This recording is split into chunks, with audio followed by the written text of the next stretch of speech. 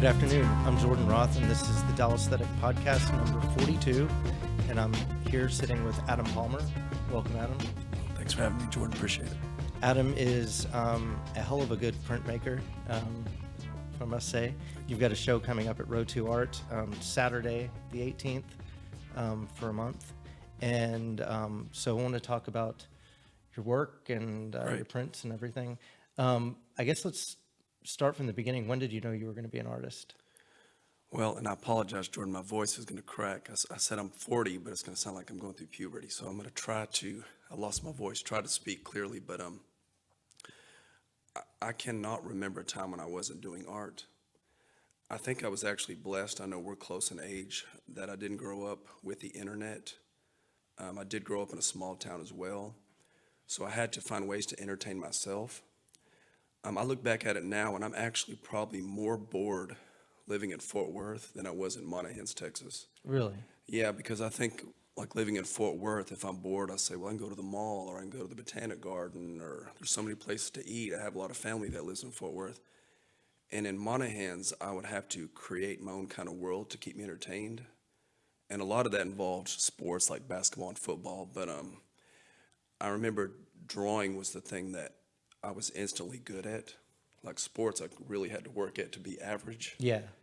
But I had really supportive parents too. So the second they saw me doing art, they bought me everything from building blocks to clay, all kinds of markers and pens, canvas. So they supported it, and I liked it too, because if I went outside and practiced basketball, and let's say I made 4 threes in a row, I had no proof of it.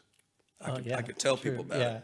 But when you have a work of art, I mean, that's instant proof you did something. Yeah. And plus, my friends were a lot more athletic than me, so I think I just stuck with art. But just growing up, I loved cartoons. I grew up in the MTV era. I loved music videos. We had HBO also, so a lot of those 80s movies, just the art and the colors and everything, it was a nice escape for me. Yeah. And even my art today kind of mimics that. But I cannot remember a time when it just dawned on me that as an artist, I can't remember not doing something artistic. And did you go right away to school for art? Yes, right after high school, I worked for a year just to save money, but I went to Angelo State to get my bachelor's, and I got that in printmaking.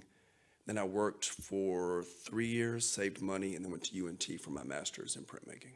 And then you taught there for a while? Yes, I taught there for a while. Also taught at El Centro in Dallas. I taught for Tarrant County. And then this is my 5th year of teaching high school. How do you like that? I love it. I'm not bad-mouthing teaching college, because I did have some good times, but I have a lot of fun. I feel guilty sometimes taking a paycheck, because teaching high school art is a lot of fun. There are some days where I'm still helping people. I'm earning my paycheck, but there was one day where I probably talked to my students about the NFL, I'd say for 4 hours. and at the end of the day, I was like, man, I got paid for that? That's pretty cool. And, you know, I'm at that age now where I can appreciate that these people are young and understand. I don't think I could have taught in my 20s. I think teenagers would have annoyed me. Yeah. I think now I see them as not even young adults yet. I think of them as big kids, and they kind of keep me young too. But their personalities and their senses of humor, and even the stuff they recommend for me to watch is great. Yeah. Because my brother's younger than me, but he's like 32 now. And to me, he's an old man now. So I don't have any young people to feed off of. But I love teaching high school. I love seeing, I know this is the cliche teacher answer, but I get more gratification when one of my students creates a great work of art than I do. Because when I'm dead and gone, they can pass it on to somebody else. So at least I'm leaving some kind of legacy. Yeah, that's true. Yeah, so I really enjoy it. It is nice to have summers off. By May, I'm physically and mentally done. But it's a great job. I love it. My only thing with college was I was an adjunct. And I'm a man of routine. Mm-hmm. And I didn't know if one of my classes would make. I didn't know what my schedule was going to be. And teaching high school, I know exactly what days I'm going to be off, holidays and everything. And I kind of like the chaos of having 35 students in a room. It's kind of exciting in a way, as opposed to kind of the balance. Yeah, there's lots going on, and sometimes when I was teaching like art appreciation, I could tell people were staring at me like, I wish this guy Yeah. would shut up, you know. But yeah, it's been fun. I really enjoy it. Do you get to teach them printmaking at all? A little bit. The lady I teach with, Miss Jackson, who's the best coworker I ever had, we're kind of both new to this school. We're going to try to integrate it where we're going to get another art teacher where we teach a class of just painting, class that's just pottery, printmaking. But I've taught my AP and Art 4 students screen printing, and they love it. Oh, I bet. Yeah, they're still stuck on printing on shirts. What a thing to be able to do, though, when you're a Oh, kid. they can't believe it. Oh, I Yeah. can draw one of my cartoons and wear it around school. They Yeah. they love that aspect of it, and it's something's real foreign to them. Like they know painting and drawing and all that. I mean, they can watch YouTube videos on that, but when I showed them screen printing, their eyes looked like the cartoons just popping out of their head. So let's talk about screen printing for a second. A lot of us do, well, not really me, but a lot of people would think screen printing is something you do on T-shirts. Sure. And we were talking earlier about how some people are surprised to hear that you can do it on paper. But what do you love about making prints? You know, Warhol, even though he sucked at screen printing, like if he was my screen printing student, I'd give him a C. His technique Really? was horrible. Wow. But what he did, and even Rauschenberg, what they did with it, they kind of took it away from the industrial side of it and made it artistic. So even I remember liking Warhol as a kid, and I thought he hand painted all the Campbell soup cans, and I didn't know anything about assistants and Yeah. the Monroes and all that. And I was like, man, this guy's prolific. And then I had an art teacher at Angelo State, and he was telling me about screen printing and kind of the basics of it. And I said, man, that sounds awesome. I can do multiples. And a lot of printmakers don't like it when you say that they want you to say you like the technique and all, which I'll say I like that in a minute. But I love the fact I have an addition, I have more than one of the work of art. Yeah. Because sometimes I'll do a drawing and it'll take me, some of my drawings take 80 hours. And let's say I sell it, I kind of, it's like if you had a dog that had puppies and you give them away, it's kind of sad in a way. You get an emotional attachment to it. But, you know, you have a screen print, let's say you do an edition of 20, I'll trade with a friend, I'll give one to a girl I like, I'll give one to the mailman, Yeah. you know, and I still have 17 left. And I like the challenge, and this is something I'm mad about a lot in the printmaking community, but I like the challenge where you try to make them all look exactly the same. Yeah. I can't stand sloppy printmakers. That's one of my pet peeves. So it's a nice mental challenge. I think you use both sides of the brain, Yeah. left and the right side. And it's one of those art styles, like when I'm doing a drawing, I can kind of see where it's going to go, or even a painting, I have kind of an idea. When I'm layering colors, sometimes the color, even though I've been doing this 20 years, doesn't look exactly how I want it, but it's always a fun challenge. Yeah. Like you print an orange on top of a blue, and sometimes it looks like a weird green because it's so transparent. Yeah. So there's a lot of little happy accidents that makes my brain challenged. I used to do photorealism, and it's actually my favorite art to look at, but it didn't excite me. I felt like I was doing math homework. Right. Yeah. So this is kind of challenging both sides of the brain. I like the multiples, and it's actually pretty cheap to do. Once you buy all the supplies, you're kind of set for a couple of years. Nice. And you do like interesting things with your prints, like you'll draw on them sometimes and you'll do collage. And so when you're doing an edition of, say, 5, or we'll just say 5, of a print that has collage, are you making sure that like the collage is in the same spot in each one, or are those usually one on? Yes. If it has some kind of, I don't want to call it chincolé because it's not really using thin paper, but I'm overly aware of like where the pieces need to go. Yeah. So if it's an edition and I'm gluing smaller screen prints on that one, I make sure it's in the right place. It's wild. I've never seen anyone else use that technique before. It's pretty exciting. Well, I started off because I'm not going to brag, but I've gotten really good at screen printing. Yeah. I'll admit that. But when I first started off, I'd have little mistakes here and there. And like, let's say I did an edition of 10 and there was one mistake on one. Well, I'd say, well, I'll cut out a red square and just put it in each one to cover it up.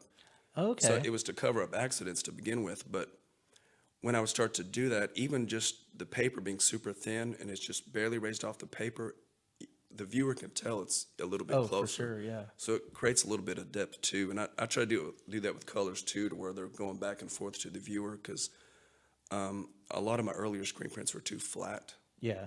So I'm trying to create a little depth with that too. And then a lot of times when you're doing that, you're using all kinds of symbols. And we just played that video a minute ago with just a few of them. What are some symbols that you use and why? You know, my brain, I don't think I have ADD. I think I have the opposite, where I can work on, I think this helps me as a teacher too, like when 35 teenagers are in a room like buzzing bees, is my brain, it's like 4 radio stations playing at once. So when I'm working on art, I see all these things going on in my brain. Like sometimes good ideas will leave me before I can write them down and think about it. But I would say the most is like emojis nowadays. I love those. Those are like hieroglyphics to me. Oh, yeah. Like I think they're great. I want to have a close friend or a family member that we only communicate in emojis. Like we have such a secret language, because I love them so much. But I think the main reason I use symbols is probably the early like NES video games, like Bubble Bobble or Zelda. I like the fact I can put a smiley face and you instantly know what emotion it's going to be. Yeah. Or even like when I put a pretzel, like people will think Pac-Man, or some people will think, oh, that's going to the mall. People can get other interpretations. But I just love symbols. I love sports logos. I love the Nike swoosh. I love Chevron logo. It doesn't matter. I just love symbolism, basically. It shows. Yeah.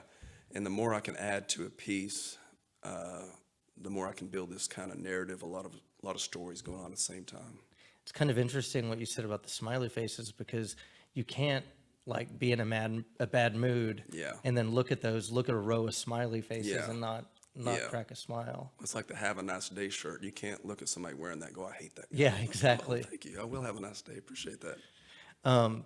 So this is one of your new prints with the shoes. I love that. And what inspired the new work with shoes? There are a couple of them. Yeah, a lot of my symbols, I kind of have to think like at the time where it came from, but like even those kind of plain white shoes like that. I turned 40 in July, and even when I turned 30, this happened. But every like 20, 30, and 40, I feel a sense of relief. Yeah. Like when I turned 40, it was like, I don't know why, but I felt so relieved. It was so calming. Yeah, because you made it to 40? Maybe. Yeah, but I don't think I've changed. I think that was Okay. part of it too. I felt so proud of myself. And I was talking to my brother, because I still have real colorful shoes. But it was weird. Like the day I turned 40, I said, I want to get some white New Balance dad shoes. Or just any of those, like even just white Nikes with maybe a little bit of cream color in them. And I remember going to the New Balance store, and usually I would look at the real colorful ones, And I mean, there was these like gray and white pair. I said, they're beautiful. They like shined, like Yeah. in the movies. So I kind of use it as a symbol of getting older. And I know you and I have talked about this too, but the dad shoes used to represent kind of corniness and dorkiness. Yeah, totally. But like I wore a pair of my New Balance dad shoes to school, and you would have thought they were signed Jordans. Like my Wow. students were going crazy. Like I was like, these are cool. I was kind of unaware. So I think even part of it too is I realize I can still be the same person at 40. I don't have to take away any creativity. I don't have to take away the way I feel, any kind of the fun I've had. Like getting older is actually more fun. Can be. Yeah. Well, Yeah, I mean, it can be. my Yeah. body aches 24/7. Yeah. But there's a certain freedom in it that I don't think I had in my 20s. Well, you don't have to worry about getting older once you're getting older. Yeah, it's kind of nice. It's kind of calming. Like I've known a lot of people, the older they get, the more miserable they Yeah. become. But literally every decade I've gotten happier. Cool. Like I mean, it's gonna be 10 years, but I'm looking forward to turning 50 and buying dad shoes and all that stuff. So it's exciting. Still putting smiley faces on. your Smiley work. faces, yeah, absolutely. Let's look at some of these drawings I've got on the slideshow coming up here. So is that a printer drawing? That's This is a little drawing, Oh, it's a yes. drawing. So this one's real.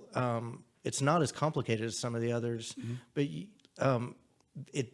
would you call it just basic doodling, more or less? That's exactly what it is. I watch a lot of sports. I used to be an NBA fanatic, but now I'm more NFL. But anybody that watches NFL, there's so many commercial breaks. Yeah.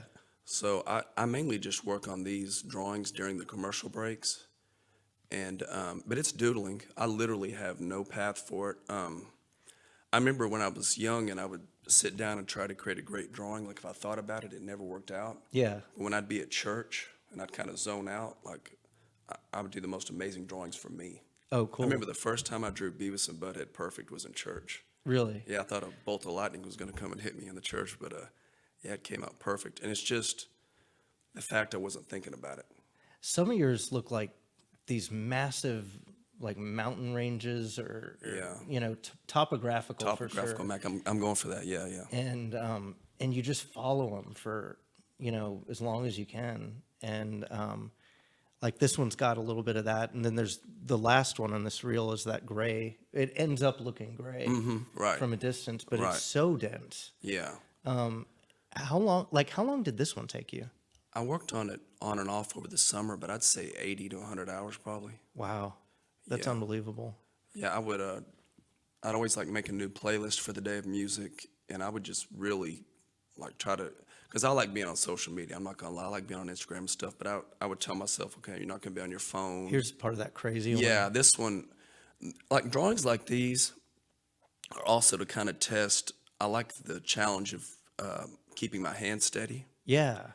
Like I used to be like the Michael Jordan of Operation. Remember that board game? Yeah. Like I'm still I have a real steady hand, so it's kind of a mental challenge that I can't mess up. I've stared at those for like quite a long time, looking for, not like looking for a mistake, like, aha, I found one, Yeah. but I mean, it's amazing. Early on, I had a lot of mistakes, but I think I've got the rhythm of it down. And I'm getting glasses in a week. They're coming in, so I think wow. now I can be real dangerous. My I bet. vision's not as good as I thought it was, so hopefully I can even get the lines closer together, and maybe, like you were saying, all those colors create gray. Yeah. I want to try to do where I kind of like Chuck Close does a little bit, where all the colors come together and from far off you can tell what it is. Oh, what? Yeah, that'd That be kind cool. of feel. Yeah. Yeah, I'm going to try to work with that, like do some color combinations, and then from far off, maybe it's a flower, or maybe not a flower, something more exciting than that, but something Smiley like that. face. Smiley face, yeah. Just to challenge myself. Yeah. I'm going to try to do that. So your current show is called MALLLL PTETZELZ Part 2. Was there a Part 1? Never. Never? No. Cool. I always liked, there's a few sequels that are good, but I always liked the fact that no matter when a sequel comes out, it has a cheesy connotation. Like Gremlins 2 Yeah. was cheesy. Yeah. I wanted this show to be more fun, and I hate to say, not that there's not any expectations for it, but I just wanted to put it out there, and putting the part 2 is funny too. Yeah. It's kind of silly. I mean, I know. When we were, you know, I'm just a little bit older than you, and I know when I was a kid, all the cool movies were Part 2s. Yeah. And maybe because I was too young to see Part 1. Right. But like I remember Grease 2, which I probably watched. I was probably too young to see that, but Grease 2, Superman 2. Yeah. And yeah, I mean the 2s were guaranteed to be good. Like Gremlins 2 to me is like one of the best movies I've ever seen. It's cheesy as can be, but it's fantastic. And then you watch the first one, you're like, this is a low budget. Yeah. You're like, what happened here? Absolutely. What have you done in this new show? Anything new and different? Is there anything that we should be looking for? You probably can't tell, but a lot of my stuff was too like Lisa Frank color palette. Yeah. So I've tried to do, as the mental challenge also, is where I'll print like a standard pretty color, like a hot pink, and then I'll mix like a baby doo-doo brown, a greenish brown, you know. And then I'll say, okay, I have hot pink, I have this gross, disgusting brown green. What's the next color that's going to bring these together? So a lot of these have these colors that if you just looked at them by themselves, they're not very appealing. Yeah. So I've tried to, because I think anybody could take fluorescent colors or like baby blue and orange and make that look good. Right. I mean, that's kind of too easy. So I've tried to challenge myself with using colors that I wasn't accustomed to. And a lot of it is when I'm screen printing and let's say I have like a tablespoon left of one ink. Like usually I would just chunk it, but I have like a few like 8 jars that are just junk buckets, and I'll just put the colors in there, and it's colors I could never mix, but they create like wonderful weird purples and browns. And I've tried to use those just to try to get weird color effects and stuff like that. Cool. But the subject matter, I'm not one of those just to change the subject matter just to be, oh, I did that last time. If I'm still Yeah. kind of in that zone, I'm going to stick with it. Well, the new colors, that's definitely something.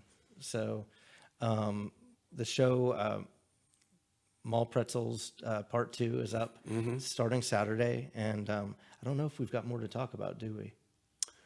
I think we covered it. I think we covered it. And my voice didn't crack too much. I'm No, kind of no. impressed with myself. It was easy. Good, okay. So I guess that's it for today, but please join us at Ro2 Art Saturday, the 18th from 7 to 10. We'll have Adam Palmer's show as well as James Amora's painting show.